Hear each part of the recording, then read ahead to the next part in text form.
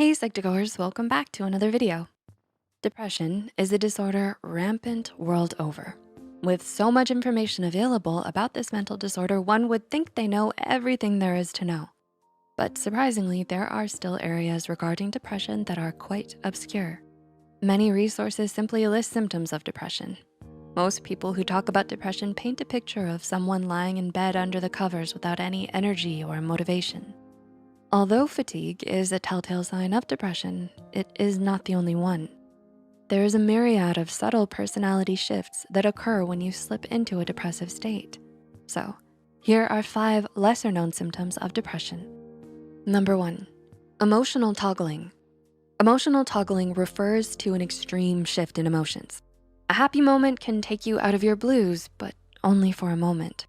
You may experience radical shifts in emotions where one moment you feel at your lowest and in the next moment you feel euphoric.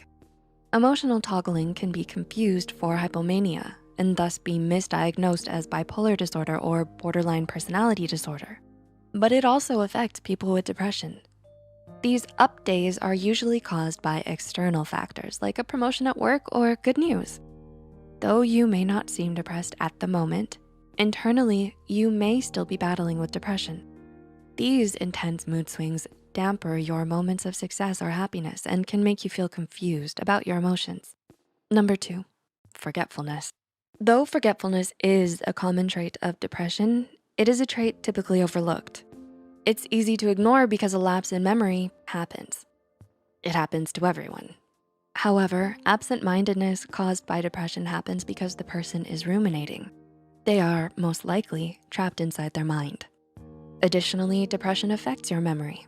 Studies show that depression can produce short-term memory loss. One recommended way to tackle depression fog is through exercise. It may seem counterintuitive because you might not have energy, but exercising gets you out of your head. Number 3, inability to concentrate. Depression can also affect your concentration. Concentration problems are attributed to ADHD, but it can also be a sign of depression. Depression is a private battle where you battle your mind. In a depressive state, you experience intrusive thoughts about worthlessness and sadness. Negative intrusive thoughts distract you from your work or push you to engage in self-soothing habits, such as distracting yourself with your phone or scrolling through YouTube or food.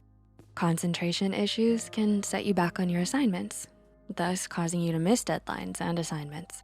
If you find yourself ruminating or dealing with intrusive thoughts, take a moment to observe them, breathe, and step back from your mind. You can also try to find an activity that grounds you in the present. Yoga and meditation are great practices that can help you get out of your head. Number 4, extreme guilt. Though experiencing guilt from time to time is not an indicator of your emotional state, excessive guilt is a sign of depression. In fact, it was listed as a symptom in 1994 by the American Psychiatric Association. The guilt you experience in a depressive state is all-consuming.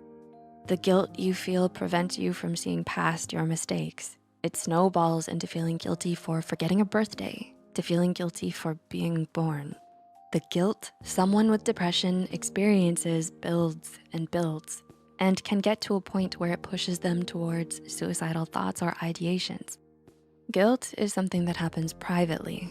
It festers during stifled pauses in a conversation and hides behind self-depreciating jokes. And number 5, rigid perfectionism. According to Shannon Kalikowski, author of When Depression Hurts Your Relationship, having and holding yourself to rigid ideals are contributors and byproducts of depression.